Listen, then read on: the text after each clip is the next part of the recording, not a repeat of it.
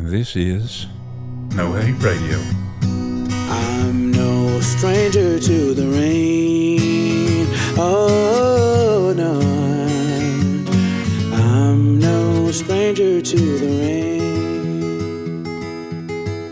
Glad to have you join us again on Allendale Equity and Justice channel, where you will hear No Hate Radio.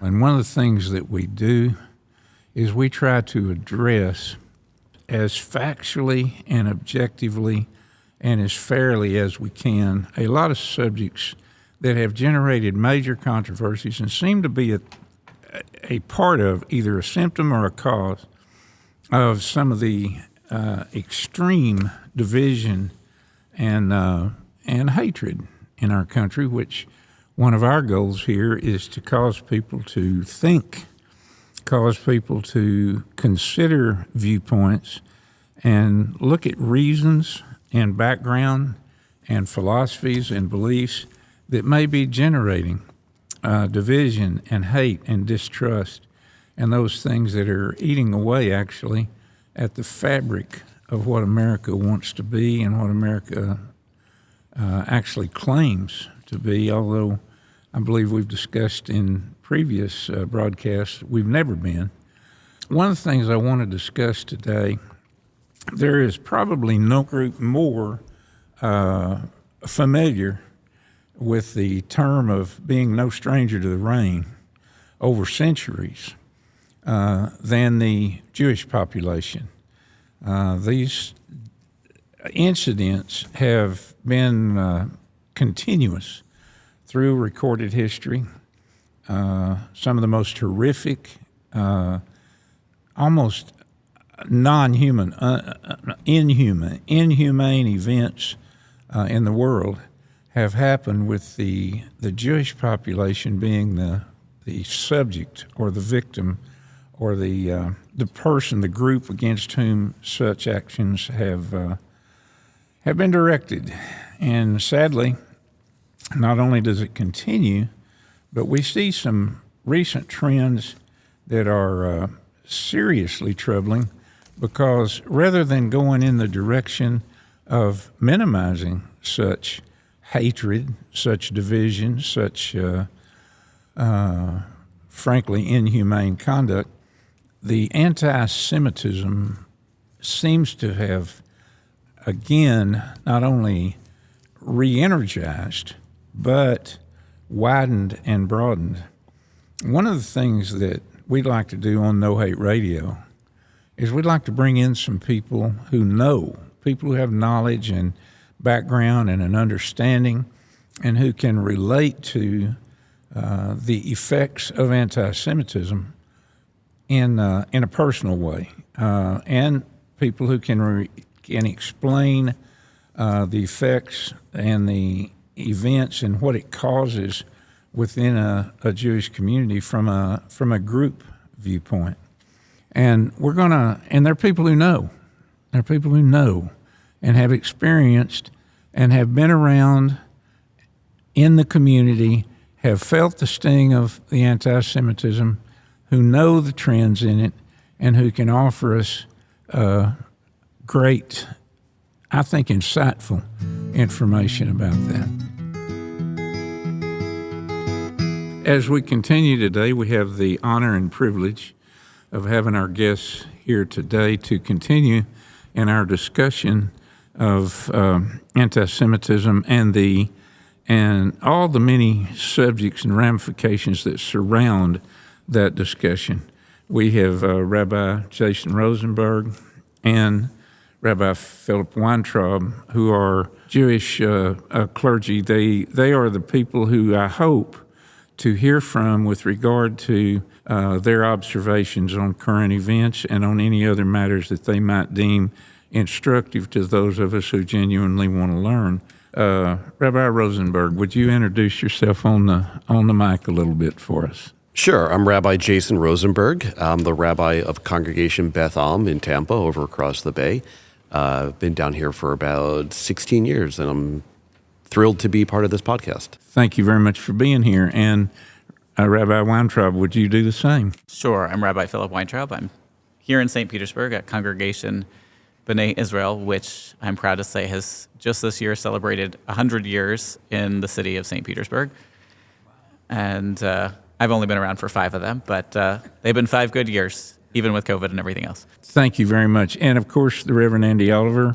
Well, I've been pastor at Allendale for 8 years, and I'll say every time I've been asked to show up at something centered around social justice, I've often met Rabbi Rosenberg and Rabbi Weintraub there at the center of calling for justice. And I also know that as a Christian church, we have a specific responsibility to undo harm that has been done to the Jewish people by what's in our sacred text and the words and actions of many of people who call themselves Christians. And so we have work to do to repair that harm. I think that's a very kind way to put that. Reverend Oliver knows that there's been a great deal of harm done, and we'd like to have an open subject to talk about that. And again, any other issues that you might feel are instructive to us. I do want to tell you that we've introduced this segment, this theme, with some ideas about how anti-Semitism has recently expanded and caused great harm in this country and created an atmosphere, at least I perceive, an atmosphere of fear and hostility that is extremely troubling to me and to others that I know, and I know to Reverend Oliver. So let's start with whichever one of you believes that it would be good to have the initial conversation, and let's follow up from there. I will say, the Jewish conversational style is that we tend to interrupt each other. So I'm okay with that too. As long as we got the ground rules set, we're good. I will say that I had a big shock just a moment ago when I came here, and I immediately rang the doorbell, and then I tried the handle and was amazed that it was unlocked, because there is not a synagogue in this country that you can just pull the door open on a weekday. And that's not for a desire to be open and welcoming and appreciative of anybody that wants to come through the doors, but that's because of the world we live in. And, at this particular moment, our congregation on an annual basis spends tens of thousands of dollars with the St. Pete Police Department to have armed security off-duty cops at our door during every significant service, every Saturday morning and many other times, which is not an insignificant cost and money that I continually think could be spent, doing lots of other things, but we don't really have a choice. And then in the aftermath of these vicious attacks from the terrorist group Hamas, and calls for violence around the world. We've had the Pinellas County Sheriff's Department around. We've had calls with the FBI. We've had conversations with all sorts of, layers and levels of government discussing what is the appropriate security plan and how much more can we possibly harden our building than we already have. You're spending, you said, without exact amounts, tens of thousands of dollars to harden the building for these security. Annually. How has that been an escalating amount in the 5 years that you've served? Has that been like a upwardly graph, or has that been very recent? What's been the time frame? I think that's been for many years. I don't know when they began having hired police officers, but it's not a new thing. That's for at least a decade. But the only time where the budget has gone down is during COVID, when we were not having people in the building nearly as much. So that was the only dip in our security budget in the years that I've been here. Rabbi Rosenberg, how would you compare? Very much the same thing. I mean, like Rabbi Weintraub said, every synagogue in America pretty much has locked doors and on-site security and other systems in place, and that has been for decades and decades. People, when things go bad in the world, like they just have recently, people get a lot more tense. We get a lot more phone calls. Are you sure you're going to have security? Are you adding security?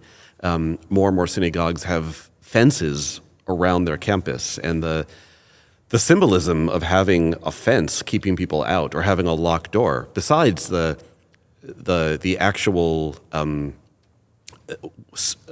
impact it has on how welcome people feel, how comfortable they feel walking in, just that symbolism of you're only allowed in if we've verified you in some level, it's pretty awful. Plus, the amount of money we spend on it when none of us have enough money for our actual jobs, and then we're spending all this money on security. Is that your experience in terms of the length of time the same? You don't remember when it wasn't that way, more or less? I have to go back to being a kid. I don't think we had security in my synagogue when I was growing up. I've never been involved in a synagogue as an adult that didn't have security.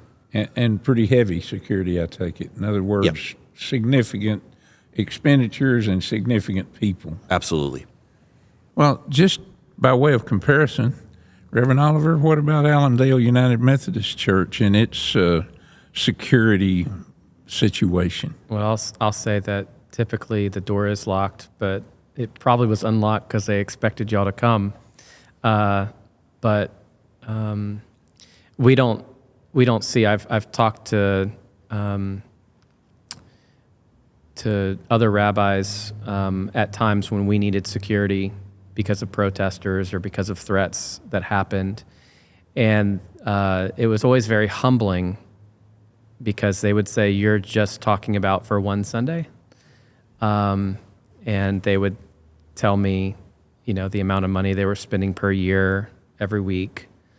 And it was a different reality, even if we live in practically the same geographic area.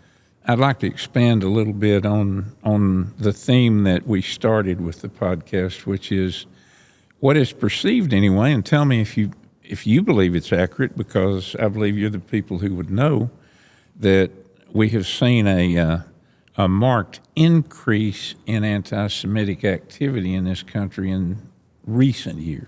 That's why I'm asking that about the time frame and so forth. I mean, the numbers bear that out. The ADL, among others, the Anti-Defamation League, tracks anti-Semitic incidents, and those numbers are rising. I think there's a fair question about how much of that is a true rise in incidents versus a rise in reporting and maybe some changes in how they're defining certain activities. So I think if you ask most Jewish leaders, they'll tell you it's on the rise, and I'm not telling you it's not. I do wonder how much of it is the incidents rising versus how much our awareness versus how much our paranoia, and I don't have a good answer to that. And one of the things that I've seen is, the example, the Anti-Defamation League has been around for decades, and until the last few years, it was seen entirely as a nonpartisan organization.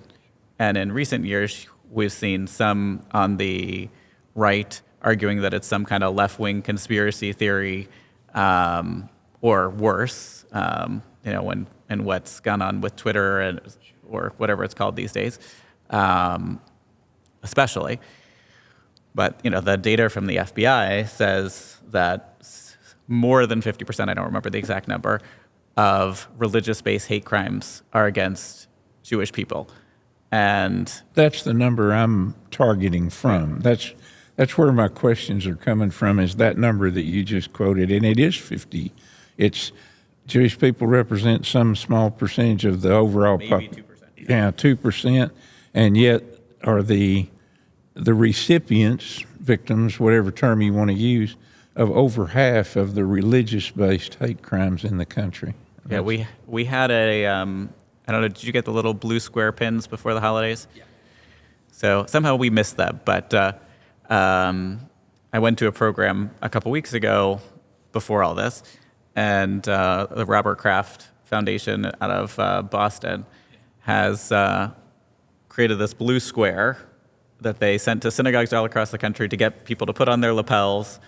And then, people say, why do you have a little hashtag blue square? And said to raise awareness of anti-Semitism. And he did a big advertising campaign around the Super Bowl, like $25 million, where he had blue squares on different NBC TV shows that were 2% of the screen area. And then they had advertisements during the breaks that were against anti-Semitism, but really raising awareness about anti-Semitism, because for a lot of people, they're just not aware. I mean, think about language.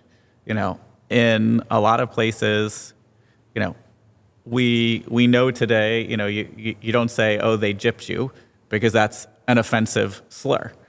But for a lot of people, they had the phrase, Jew someone down. And I've heard that, and then they had, people had no awareness that it had anything to do with Jews or that it was offensive in any way. And I think for a long time, my vision of this world, growing up, was that anti-Semitism was something that happened in the past, and that we were in this sort of American golden age, and that things, were only going to get better. But yes, over the last few years, we've seen, the normalization of a lot of hatred. And I think, I'll let you interrupt, but No, I don't want to. Well, I'll jump in and interrupt, because I think what you were just saying, when I was saying I don't know if the number of incidents was going up, I don't. But it's clear that the social acceptance of it is a lot greater. I mean, it used to be really unambiguous that Nazi was a bad idea. And, it's become a cliche, but it seems that there are people who are parading around advertising the fact that they are neo-Nazis, and they don't get as much pushback as any decent person would hope. And that's terrifying to me, that you can say these things in public and not be immediately driven out of polite society. What I've heard, terms I've heard, that relate to white nationalism, that relate to the neo-Nazi movement, that relate to, I call it the stealing of things. Let's use the American flag. People drive around now with an American flag on their car, and it invokes an image of somebody who's probably a ultra right-wing person. Now, it didn't used to have that implication just because you have a flag, The word patriot, I think, has been stolen by particular political folks. But it seems right now, and I want to key off of what Rabbi Rosenberg just said, or paraphrase it, hatred has become an socially acceptable viewpoint, particularly since 2016, and I'd like to get your observations on that. Oh, boy. I told you it was an open subject. No, I know. It's just my observations are all over the map on that. Academics and intellectuals and just generally smart people have debated for centuries about where anti-Semitism comes from and why there is so much anti-Semitism. And I don't know the answer, obviously, because I don't think anyone knows the answer. I really think a big part of it isn't specifically about the Jews or anything you can point to that we've done. I think that, we know that people have a natural bias against the other. And there's great work being done about the evolutionary basis of that and how important it was for us. And there is this sense that you have to know who your people are and you defend against the other. And so that's not good, but that's normal and natural. And I think Jews have always made a really convenient other. If I had to try and spin that out, I'd assume it's because through most of our history, we've been a wandering people. We've been a people living among other people. So we've always been kind of embedded, and because we're not a race or an ethnicity really, we've always been able to blend. We've been of the people that we're with, but not of the people we're with. So there are Italian Jews, and there are Asian Jews, and there are Black Jews, and so we look like our neighbors, and we talk like our neighbors, and we act like our neighbors, and we're not our neighbors. And I think that makes, first of all, that naturally gets some people's, the hair on their neck up. It's a little bit of that fear, but it makes it a really convenient lever for demagogues to use. We all know that it's really powerful to rally a group against another group. And if you're looking for someone to demonize, the Jews are always there for that. Literally, we live everywhere, and so we're always there to claim that they're the trouble, they're the insidious interlopers, and you throw in some long-term awful Christian theology about what the Jews did, it becomes an even more convenient enemy to create. Well, and I think the other piece with that's very challenging is, for a long time, it was important in the church. I won't specify what I mean by church. You can interpret it as you wish, that Jews existed, but they had to be in a lower position, because they had to be seen as less than, othered, different. And that, this was, particularly complicated in the Catholic Church, during the time of the Inquisition, because you have this desire to convert them all and then punish them for not converting well enough. And then you have, in Islamic society, you have the concept of the dhimmi, of, people of the book that are respected and should be cared for, but they're second class, distinctly second class citizens. They can't build a building that's taller than a mosque. That can't, they can't have too much power. They have, again, creating this separate class. The other piece is, you look at what is citizenship today. You talked about the waving of the flag, and for a lot of history, Jews were not citizens of the nation. They were a distinct nation within a nation. And so, if the IRS wanted to tax, they weren't taxing me as an individual, they were taxing the Jewish community.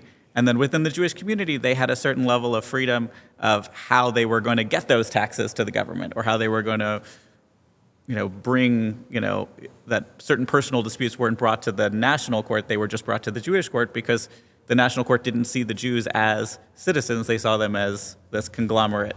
The other. The other. Well, Reverend Oliver. Let me lift up some present day anti-Semitism I see in Christianity, and I'm speaking about this across the spectrum of both conservative and progressive expressions of Christianity. Supersessionism, this idea that somehow the story of Jesus and the, quote, New Testament replaces, or is a replacement for the covenant, the stories, the importance of the Hebrew Scriptures. The idea that in most churches, Christian churches today, they refer to your Scriptures as the Old Testament. The trope of the straw man that is the Pharisee character in the stories of Jesus, or the high priests, or the scribes, in Gospels that were written down a generation or two or three after the time of Jesus, where some of what was at play was really about fights that were happening 90 years after Jesus, and perhaps Jesus didn't even say some of those things. But the way that they're normalized today to characterize Jewish people in the story of Scripture. And Rabbi Weintraub brought up earlier this theology of a harmful theology, I believe, that Jesus is the only way, and it's all about getting into heaven.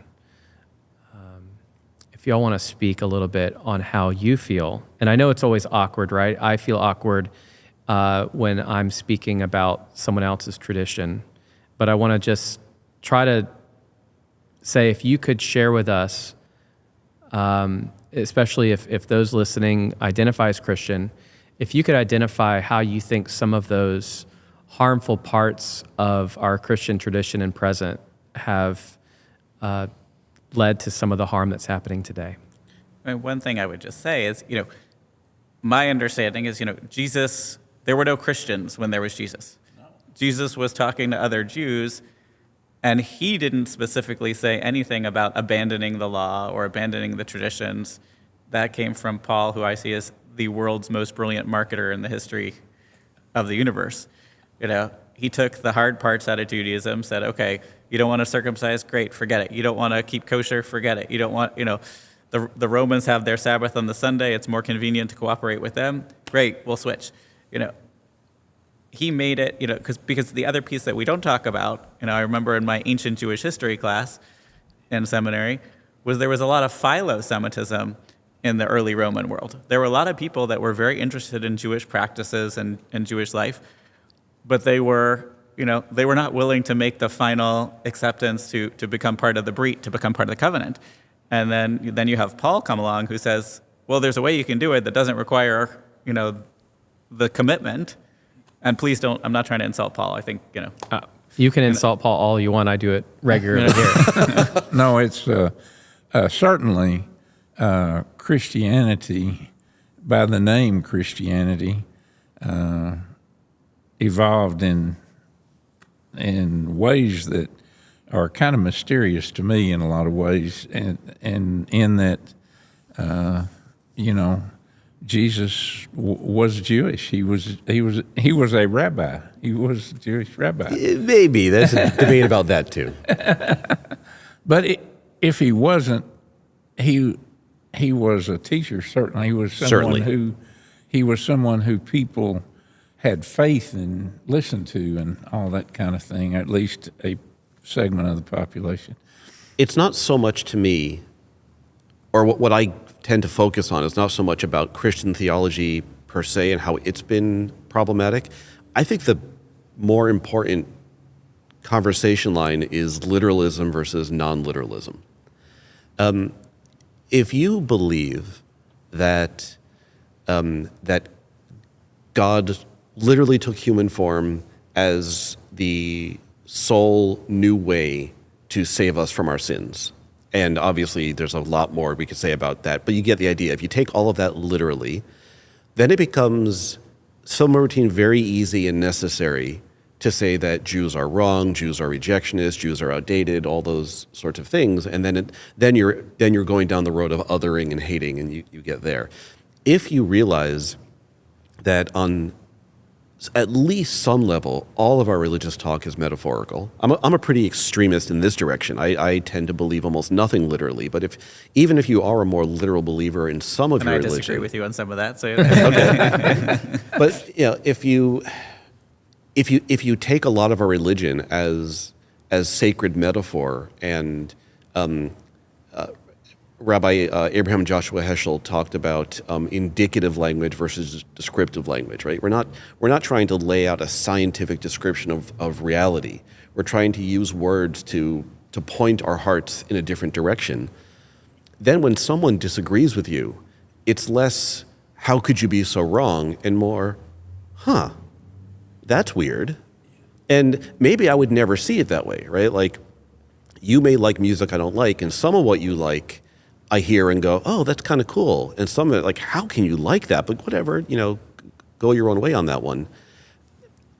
I think that to me, the real danger is when you start thinking that you are right and therefore others are wrong. And then it can turn into a line of, it can go from a line of discussion and debate to a line of contention. And I think one of the, without trying to be supersessionist from a Jewish perspective, I think one of the things I love about Judaism is that arguing is seen as a holy thing, that there's the idea of an argument for the sake of heaven. And what's an argument for the sake of heaven? One that will continue and endure, and one that isn't is one that needs to be stopped. But the Talmud, which for many people, they take a line here or there and then, talking about the Jews doing terrible things, and it's like, well, if you take any library with 2,711 pages times 2, you're going to find some line that you find offensive, especially if you take it out of context. But so much of the Talmud is about how do we live in this world. The Torah, what you call the 5 books of Moses, says keep the Sabbath. but it says nothing about how you keep the Sabbath. The only line really about there is about the guy that gathers sticks, and they're like, oh yeah, he shouldn't have done that. But the rabbis say, okay, well, right before they were talking about keeping the Sabbath, they talk about building the Mishkan, building the temple, building the sacred space in the wilderness. So that the Shabbat is about, if all of the week is about building, then the rest of the, then this is a day of rest where we're not building. And here's a list of things, 39 different categories that we're involved in building and creating, and we're not going to do those things to make this day different. Just as God, I don't believe in 7 literal days of creation that we just read this past, week, but I believe, we're asking 2 different questions. Faith and science can work totally complementarily. I think, you probably agree on that. I don't want to put it in your words in your mouth, but the 7 days, we're talking about millennia, we're talking about eons, we're talking about millions and billions of years. Time concepts that we don't even have. My favorite line in the Psalms is the idea that, a blink of God's eye is 1,000 years. Yeah. So if a blink of God's eye, metaphorical eye, is 1,000 years, then what's a day in God's eye? And so there's so much beauty when we look at that way. My other favorite line from Genesis is the reminder that we just read this past week, that we are all created in the image of God. And that's not about Jews. That's about humanity. That's not about Christians. That's not about Muslims. That's about humanity, the entire world. And I was handed from a local, the IMA, a local ministerial group, a book called Holy Envy that I've been reading the last few days, just when I had nothing else to do, right? Written by an Episcopal priest who teaches a class on world religions at a small college in North Georgia, and sort of her journey from, sharing different faith traditions with, an almost exclusively Christian student body. And I think I haven't finished it, so I can't tell you the whole message, but, part of the idea of seeing the holiness in other people's traditions. For me as a Jew, I don't see Jewish people as exclusively going into the world to come, whatever that may be. That to be in God's presence in the future is to be, a decent human being and not to be causing destruction and hate in this world. And that's been Jewish theology for a very long time. Lots and lots of variants. We can't agree on what the world to come looks like. Medieval Jewish philosophy is filled with completely contradictory views of what, heaven or, Olam Haba could be, or whether we should even care about it. Jews have been focused traditionally on life in this world and said, we'll worry about the world to come when we get there. But so many other faiths are much more focused on the world to come and on belief. And, it goes back to, I think, something that is in the New Testament of this debate about faith versus works. And I think many people would argue that Jews fit more firmly in the work side than the faith side. Let me ask this. There's been a reluctance among my colleagues, and I use that term broadly, okay? I'm talking about my Christian colleagues, to speak up when they see bigotry, acts of hate, especially against the Jewish community. Certainly a lot of colleagues do speak up, but I think we would be living in a different world if more of my colleagues than not were to do that. Many of them say they don't want to get political or they don't want to get involved. Oftentimes when I hear someone say, I don't want to be political, it's because they're not impacted, right? They can relegate that to the life of politics and not to their life. But when it's happening to your people or yourself every single day, just speak a little bit about that. I don't know that I can speak a little bit about it. Do you want to go first? Well, I was going to say that whenever someone says you're being political, it means they don't agree with your politics. If they agree with you, they love the idea. But if they disagree with what you're saying, then it's political. We all have different language for this, but we all seem to believe on some level that we're trying to achieve holiness. In our language, we frame it a lot around this idea of tikkun olam, repairing the world, which means a lot of different things. But this idea that the world is broken and it does need repair in some way. And that's a mystical idea, and it can be a ritualistic idea, and it can also be a moral idea. Right? In part of my understanding of that idea is that we are in this world, and there are things in this world that are terrible. this world is broken in so many ways, and we have the ability to fix it. And more than the ability, we have the charge to fix it. We have been partnered with God to make our world better. I certainly can't speak to Christianity here. I could write you the description of Judaism. I could give you the proof texts from Judaism to say it's just a spiritual religion, right? If you paid me to do that, I could probably do a pretty good job of proving that we're just an internal spiritual religion. I just don't believe that for a second. I don't think you can take an honest look at Judaism as a whole and say that our main and only goal is to better our spiritual lives. Our goal, among other goals, is to help the people and the creatures of this world live fuller, holier, more dignified lives.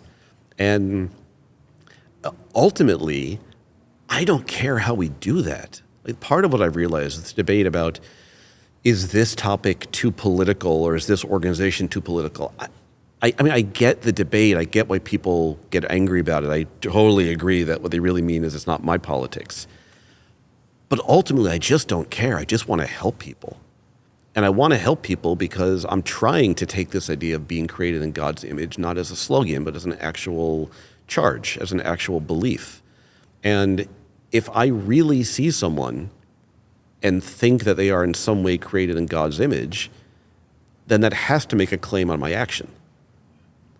One of my professors, Dr. Leonard Kravitz, I got to study with Lenny Kravitz, a different Lenny Kravitz, but still.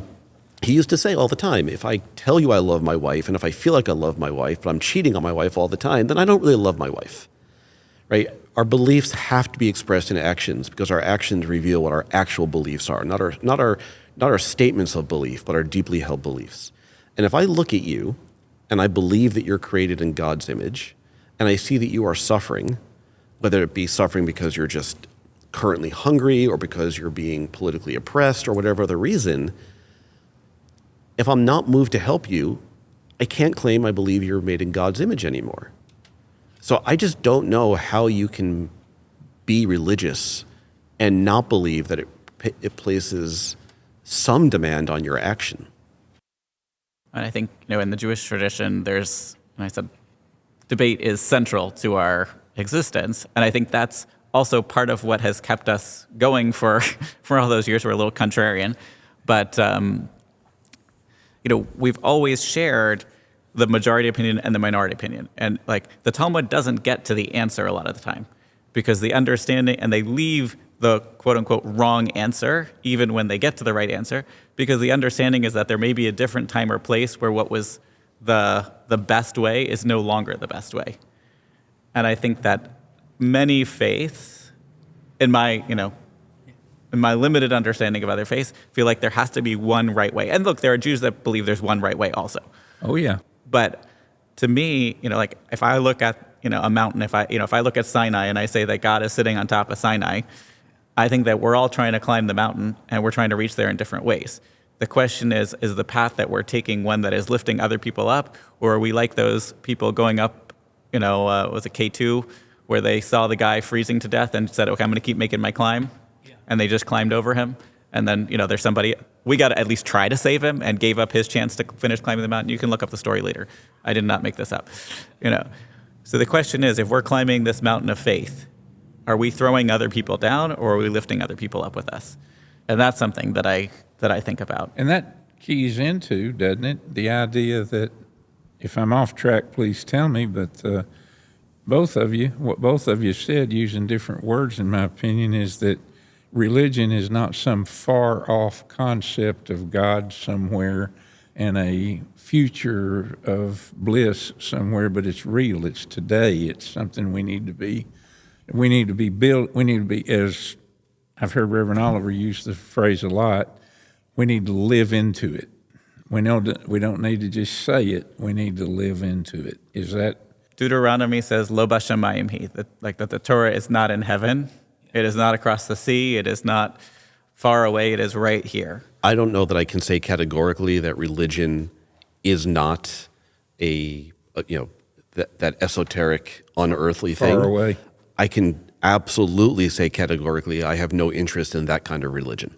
I mean, look, I give a lot of credit to the monks and the Essenes and those people that go hide out in a cave somewhere. I mean, look, you've got stories of that in rabbinic tradition of people who, survive on a carob leaf for 12 years, and then they go out and almost destroy the world, and God says, you're not ready, go back until you're ready to be with people. I want to go in a different direction for a minute. Please. You talked about the waving of flags. And, in Israel over the last several months, the left wing of Israel reappropriated the Israeli flag from the right wing of Israel. And so, they've had months of protests against the government. And they were, wanting to argue more strongly for democracy and to ensure, the well-being of Israel. And they were waving those flags constantly. And then a very interesting thing happened. In a span of 12 hours, the political debate in Israel entirely disappeared. There's now a unity government, and the people who were most angry at each other are finding a way at the moment to work together because of an external voice. And I think A threat. yeah. No. And I think one of the really fascinating and challenges is around Israel, because you look at Europe, and virtually every country in Europe is nominally a Christian democracy, and if you look in their charters, they talk about Christianity somewhere. Every other country in the Middle East and North Africa is not even just nominally, but is very forwardly in Islamic, a Muslim country. And in many countries, in China, where they have rules about faith, there are certain faiths that are allowed. There is one tiny country in the entire world that is officially a Jewish state. And in its Declaration of Independence, they never got around to the Constitution, which they're still smacking themselves over 75 years later. There's one country in the world that is a Jewish state, of which there are 20% of the population are Christians or Muslim citizens of the state. There are Jews who are citizens of Iran, a small number left. There were Jews in Iraq, there were Jews in Syria for 3,000 years. And in the 30s and the 40s and the 50s, before the State of Israel and after the State of Israel, there were pogroms, they were forcibly removed from their homes, they were refugees, and they found their way to Canada, to the United States, to Israel, and they made new homes and became citizens of those countries. Many people hold Israel to an entirely different standard than they do any other country of the world. And I'm not trying to play whataboutism. What about Iran? What about China? What about Sudan? No, but there are I'm countries, very interested in this. there are countries with significantly worse human rights. I'm not saying Israel's perfect. Israel is not a perfect country. The United States is not a perfect country. After 9/11, we went to war with the wrong country. I want to add on to what you were saying, because again, we're in two rabbis. We're in shocking agreement on most things today. But you talk about, you said it's not whataboutism, and I want to dig into that for a second, because it's very close to whataboutism, but it's very different in an important way. I really want to start being able to talk about anti-Semitism the way we've learned to talk about racism in this country, or at least I should say the way that white people have, because I think a lot of black people have for a very long time. But if a news station reports on black crime disproportionately, every news story it reports is accurate, but it only reports on black crime, most of us would agree that's racist, right? It's true, right? They're being accurate, but they're being racist because of what they're choosing to focus on.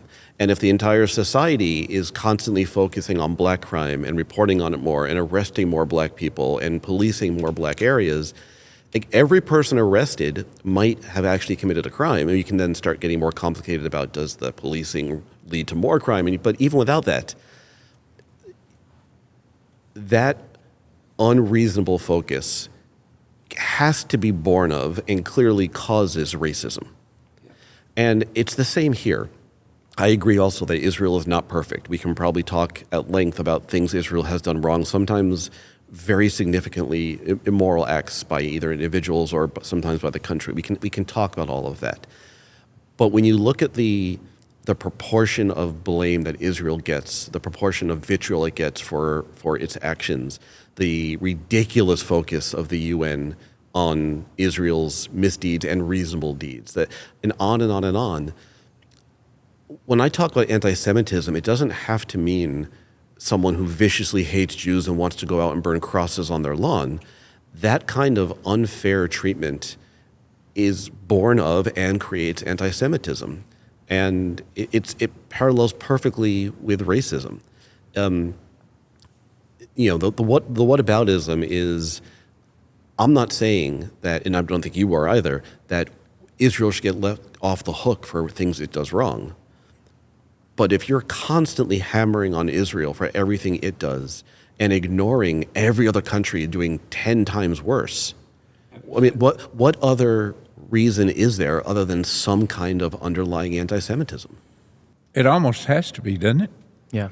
And I'll say that the one way my preaching has probably changed the most in the last 8 years came from reading the way a lot of rabbis historically and today approach texts of wrestling with the text. You talked a lot about that in your answers. And I've tried to apply that here in this space, in this sanctuary where I preach. And I've appreciated that.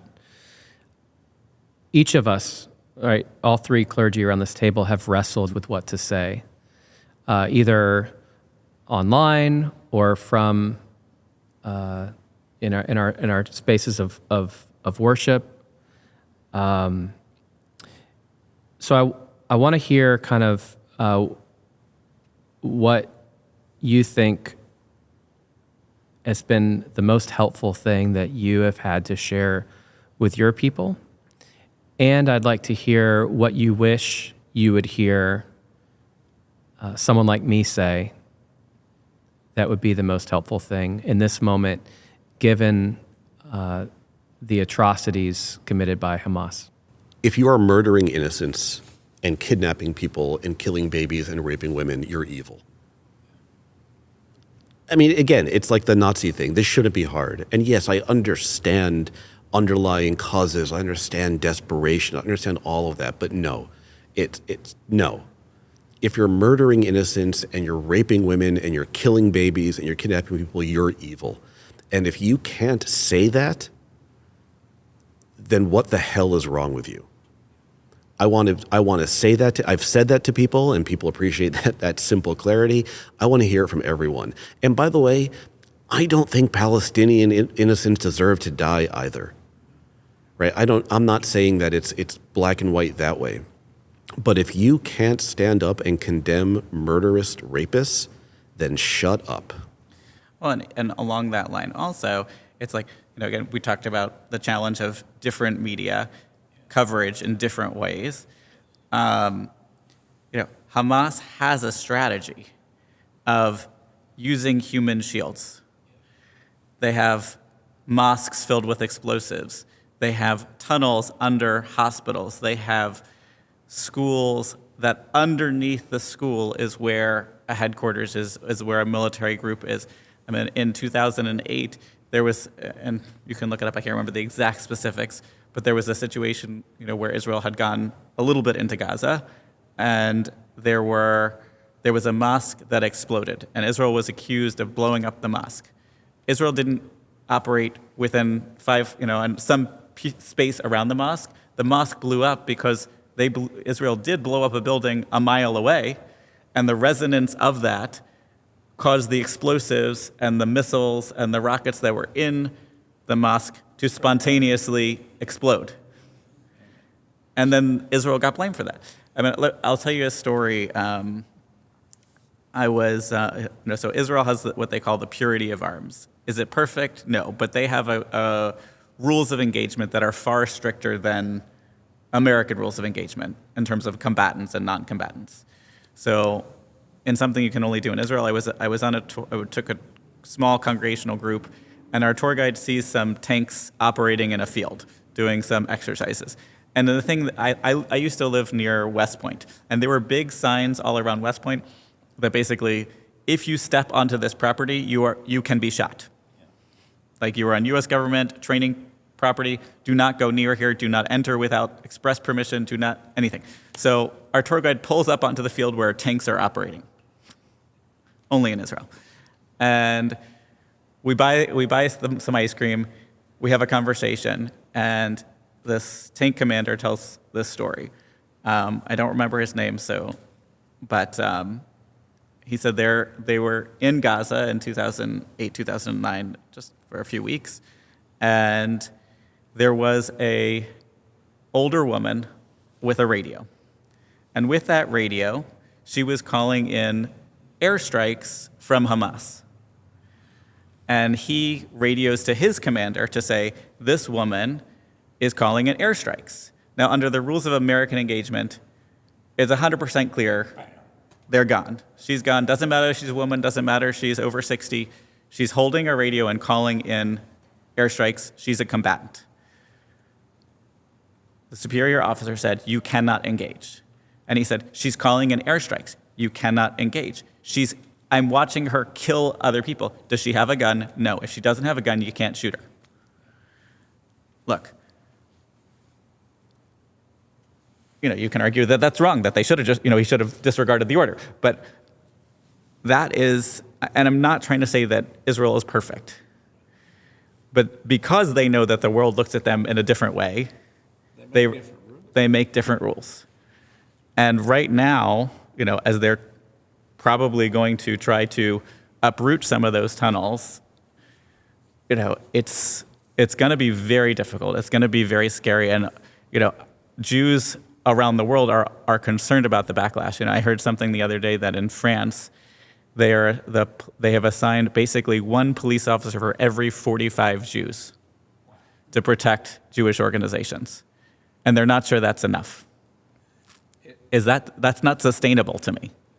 One of the things, and not to get too far into away from maybe the subject that we're talking about, but it's important, I guess, to me. I've heard on the news, mainstream news, Israeli commanders talking about what they're going to do and so forth, and they're making a major point of no surprise attack. We're telling you, we're warning you, we're trying to explain to you, please leave this area because we have this job to do and so forth.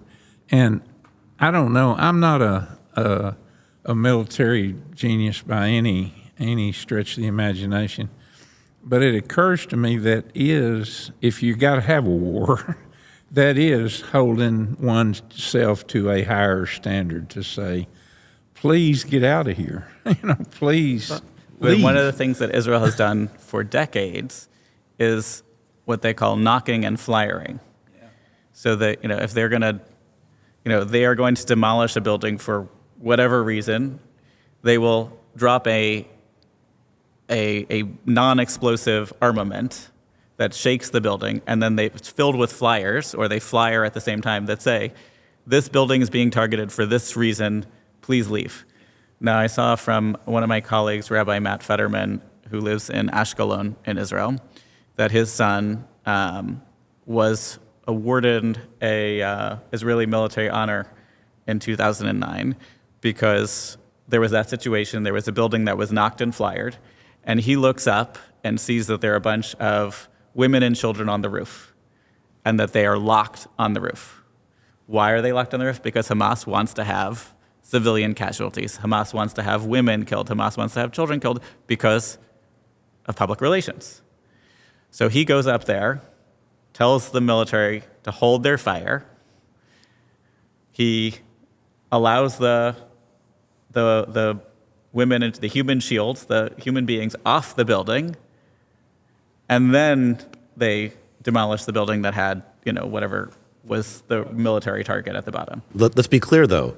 If that soldier hadn't seen those women and children on the top of that building, and Israel had launched the attack, the headlines the next day would be, Israel kills women and children. I know that. I believe that. You see that in the mainstream media all the time. And it's creating, very strange bedfellows, as war often does. A few years ago, for many years, AIPAC was, the American Israel Public Affairs Committee worked very hard to be a very totally non-partisan organization. They had Republicans, they had Democrats, and then over the last few years, it has drifted much farther right and had much more Republican support than Democrat support. And, for me, one of the biggest concerns is that does Israel become a partisan issue? Because Israel is the only true democracy in the Middle East. It's got a lot of issues, but it is home to, almost 10 million Jews. The Jewish population before the Second World War, was somewhere between 15 and 18 million. And the Jewish population today, with 6 million Jews murdered by the Nazis, is somewhere between 14 and 17 million, depending on how you count. So however you count them, we're at least 1 million less than we were, which based on natural population growth is not generally the direction of how you want things to go.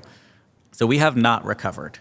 I had a conversation with someone who, doesn't want to call themselves an anti-Semite, but has this, believes that Jews control the world and the media and the banks and all that kind of stuff, which if you believe that, you're an anti-Semite. Because just to be clear, we don't. I'm still, I've not gotten any checks from anyone in my entire life. You haven't? I can fix that. So, there's no Jewish space lasers, the one thing that I was able to get across to this individual, was the idea of, intergenerational trauma. I know of people, I know personally people that have in their closet somewhere a suitcase with a few outfits, some jewelry, because jewelry you can take across borders relatively simple, a significant amount of cash, and a passport.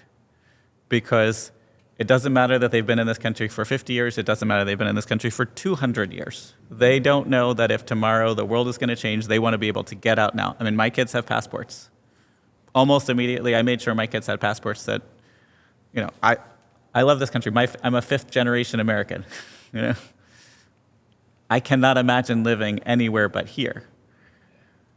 But the fact is, for 2,000 years, not quite, but from the year 70 to the destruction of the temple, really after the Bar Kokhba revolt in the year 133, and when the Romans tried to get rid of the Jews, they didn't quite succeed. There have been Jews continually living in Israel since the time of Abraham and before. But until 1948, you had almost 2,000 years where Jews were stateless people. And without the potential power, you can do anything to a people. But when they have a land, it changes the calculus. And there's the knowledge that I have that if the United States became a dictatorship tomorrow, I can get on a plane and I can go to Israel. Is it the safest place in the world? No. But it's a place I can go. There's no Evian conference that's going to have the countries of the world debate whether Jews can leave Europe and then do absolutely nothing. If the borders of America were different, if the immigration policy of America was different in 1939 and 1940 and 1941, the world would look completely different than it does today. And that's a whole different conversation on immigration, because so many people think that immigration, well, my parents came here legally. Yeah, your great-great-grandparents came here legally because until the 19-teens and 1920s, if you had $10, you could come and become a citizen. That was the immigration policy. Unless you were Chinese, then we had the Chinese Exclusion Act. But if you were pale enough, you could become a citizen. That was the immigration policy, was show up. I wanted to elaborate, I guess, a little bit on what you're saying here, because someone like me who grew up and has lived in America, specifically in Texas. I'm a 7th generation Texan and only an 8th generation American.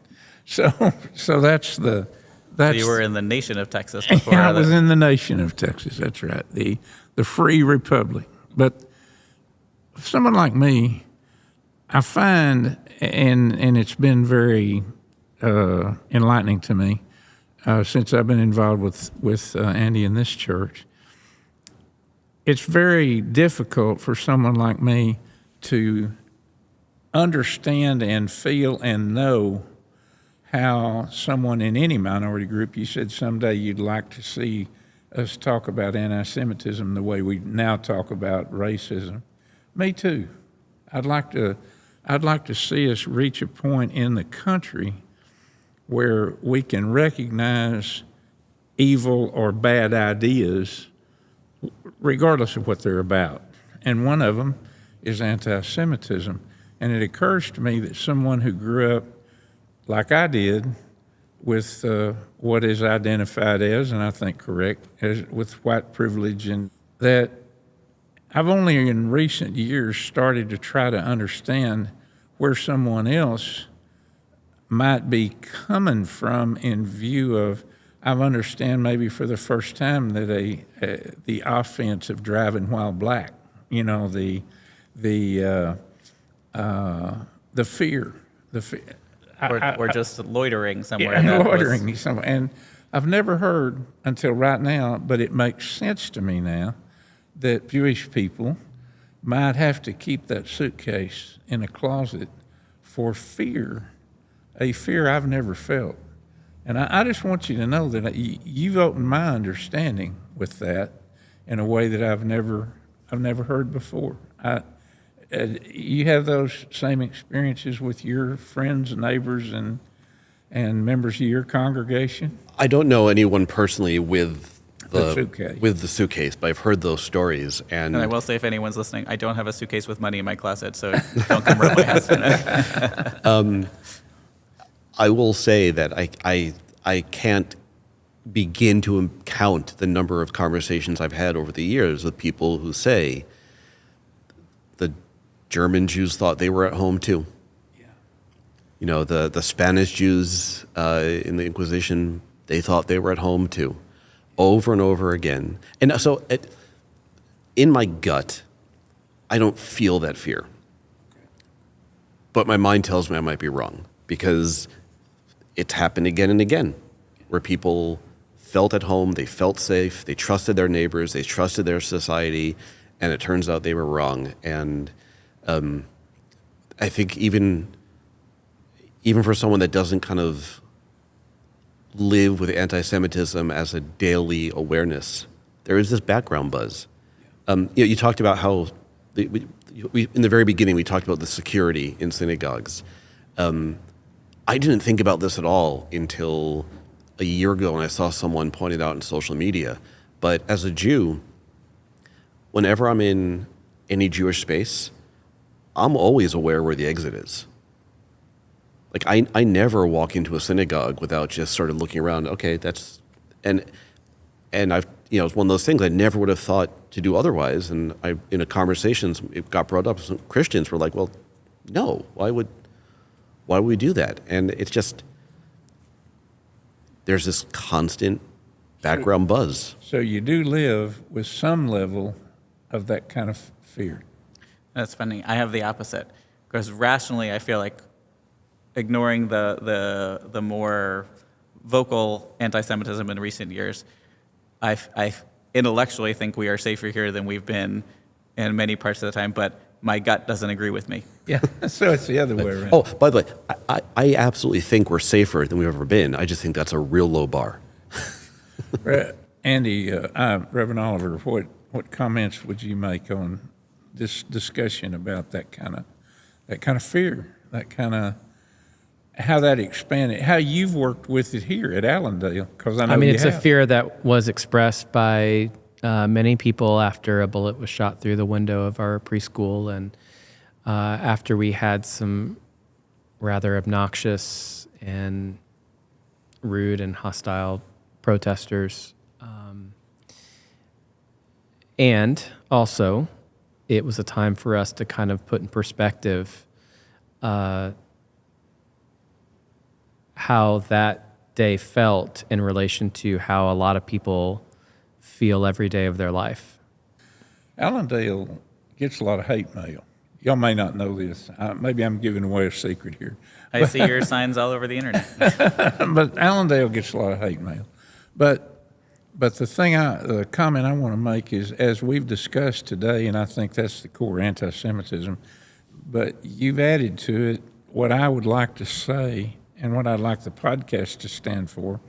We need to be able to class anti-Semitism with racism, with homophobia, with a lot of other things that we can openly discuss and say these are bad ideas and we need to do something to change that. So in the podcast category of why, I still don't know why. But in the other half, what are we going to do about it? Right here, one of the things we're doing about it. I would also say, for the first time, I forget her exact title, but Deborah Lipstadt has an office in the White House of a ministry against anti-Semitism. I forget what we call it here. Yeah. But that's never happened Never has. ever before, and that's a big deal. I mean, under President Obama, there was a White House Hanukkah party, and there were other there were annual calls to rabbis before Rosh Hashanah, and President Trump also had a White House Hanukkah party. I wasn't invited to that one either. And President Biden this year had a White House Hanukkah party and has had multiple calls to rabbis over the years, including very recently about security, and has spoken very powerfully about the Jewish community in a positive way. Rabbi Angela Buchdahl gave a phenomenal sermon this past week in New York City. She's a Korean-American rabbi, rabbi of one of the largest Reform congregations in the country, one of the wealthiest congregations in the country, and she spoke about getting individual calls, and thank you, Andy, for reaching out last week, of getting individual calls, but that the clergy of New York City could not get together to make a statement saying that Hamas's violence was wrong. And look, again, just like Rabbi Rosenberg said, I detest violence of any sort. I would never want an innocent child, an innocent human being to be harmed, because I believe that every human being is in the image of God. How do you support the notion of beloved community, as we call it, when that would include people whose beliefs are abhorrent to you, and because of your belief that everyone is in the image of God, my belief. Well, every human being is created in the image of God. Not every human being acts as if they were created in the image of God. We don't. That's a fact.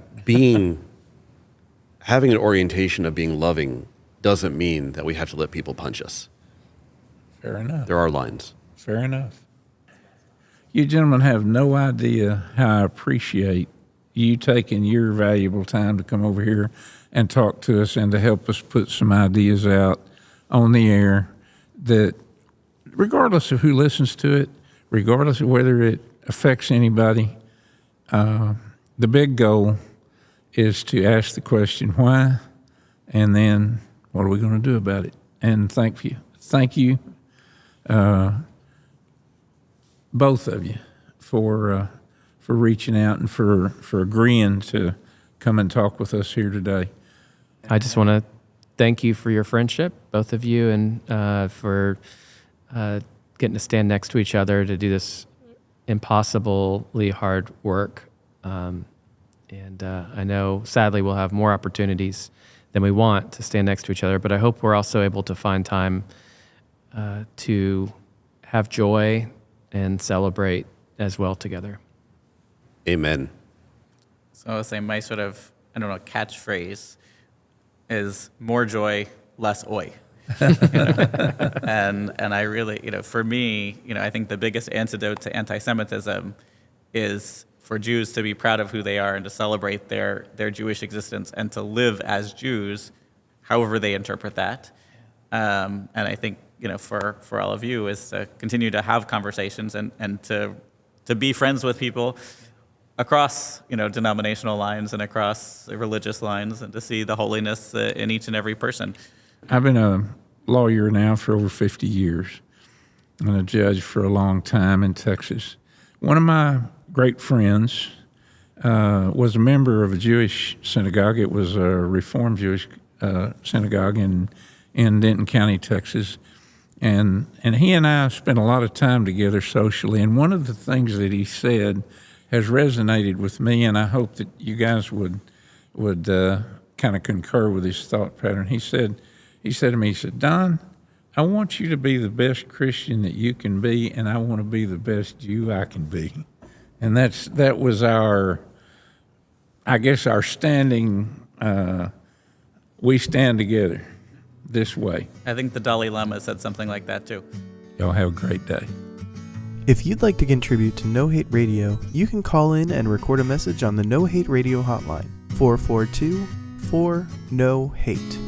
That's 442-466-4283. Or you can reach out via email at nohateradio@allendaleequityjustice.org.